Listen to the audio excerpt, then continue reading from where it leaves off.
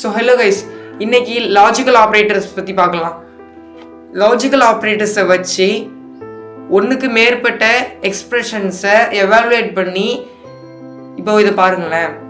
First and இருக்கு. இது வந்துட்டு எப்படி படிக்கணும் அப்படின்னா லாஜிக்கல் andன்னு படிக்கணும், சாதா andன்னு படிக்கக்கூடாது. ஏன்னா இப்போ பிட்வைஸ் and இருக்கு, இது லாஜிக்கல் and. இது வந்துட்டு கன்ஜங்ஷன் இன்னொன்று ஒரு நேம் இருக்கு. இது இப்போ இந்த லாஜிக்கல் ஆப்ரேட்டர் எதுக்கு யூஸ் ஆகுது அப்படின்னா, இப்போது ஒன்றுக்கு மேற்பட்ட ஸ்டேட்மெண்ட்ஸ் எல்லாமே ட்ரூவை ரிட்டர்ன் பண்ணால் மட்டும்தான் இது சாட்டிஸ்ஃபை ஆகும். இது எல்லாமே கண்டிஷனல் ஸ்டேட்மெண்ட்ஸில் யூஸ் ஆகும். இங்கே பாருங்கள், ஏங்கிறது ஒரு வேரியபிள், பிங்கிறது ஒரு வேரியபிளாக எடுத்திருக்கேன். ஏ வந்துட்டு 0வாக இருக்கணும் அண்டு பியும் 0வாக இருக்கணும்.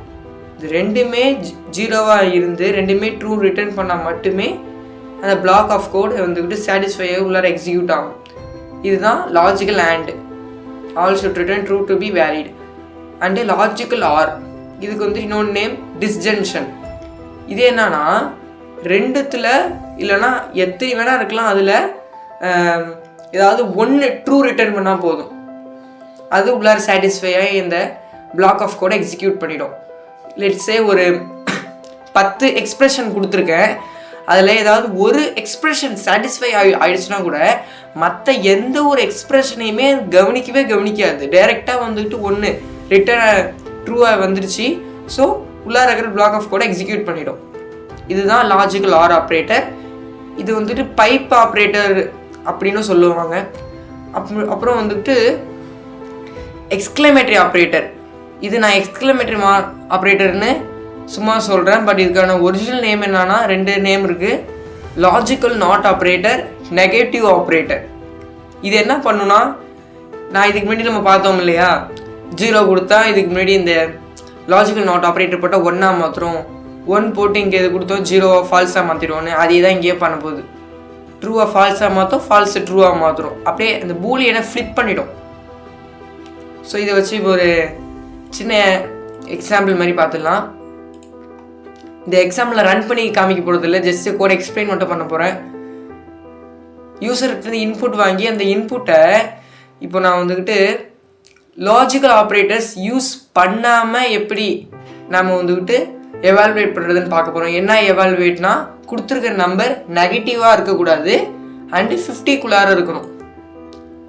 இது வந்து லாஜிக்கல் ஆப்ரேட்டர் இல்லாமல் பண்ண போகிறோம். அதுக்கு ஃபஸ்ட்டு நான் வந்துட்டு என்ன செக் பண்ணிக்கிறேன்னா, நம்பர் 0க்குள்ளார, அதாவது மைனஸாக இருக்கக்கூடாது, நாட் ஆப்ரேட்டர். அப்படி இல்லாமல் இருந்து ட்ரூ ரிட்டர்ன் பண்ணால் மட்டும் இந்த பிளாக் ஆஃப் கோடுக்குள்ளார வரும். அப்போது 50க்குள்ளார இருக்கணும் நம்பர். அப்படி இருந்தால் மட்டும் பெர்ஃபெக்ட்னு பிரிண்ட் பண்ணும். Or else input must be less then 15 print பண்ணும்.